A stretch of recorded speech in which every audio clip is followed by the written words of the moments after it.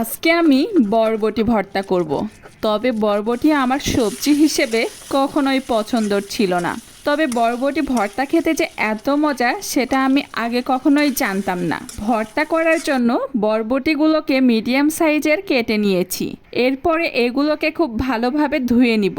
এরপর একটা কড়াইয়ে সবগুলো বরবটি দিয়ে দিব। এরপর পরিমাণ মতো পানি দিয়ে ঢাকনা দিয়ে ঢেকে দিব বরবটিগুলো সেদ্ধ হওয়ার জন্য। 10 থেকে 15 মিনিট পর ঢাকনা উঠিয়ে দেখি সবগুলো বরবটি সিদ্ধ হয়ে গেছে আর পানিগুলো একেবারে শুকিয়ে এসেছে। এ পর্যায়ে বরবটিগুলোকে পাটায় বেটে নিব। সবগুলো বরবটি খুব ভালোভাবে বাটা হয়ে এসেছে। এরপর কড়াইয়ে পরিমাণ মতো সরিষার তেল দিব। এরপর এর মধ্যে পেঁয়াজ কুচিগুলো দিয়ে দিব। পেঁয়াজ কুচিগুলো হালকা ভাজা হয়ে আসলে এ পর্যায়ে এর মধ্যে কালো জিরার ফোড়ন দিয়ে দিব। হালকা একটু নাড়াচাড়া করে এর মধ্যে দিয়ে দিলাম বরবটি বাটা। বরবটি বাটা দিয়ে খুব ভালোভাবে নাড়াচাড়া করে এ পর্যায়ে এর মধ্যে দিয়ে দিব মরিচ ভেজে সেগুলো গুঁড়ো করে রেখেছিলাম সেই মরিচের গুঁড়ো। এ পর্যায়ে এর মধ্যে পরিমাণ মতো লবণ দিয়ে খুব ভালোভাবে নাড়াচাড়া করে মিক্সড করে নিতে হবে। এই তো বরবটি ভর্তা রেডি হয়ে গেছে।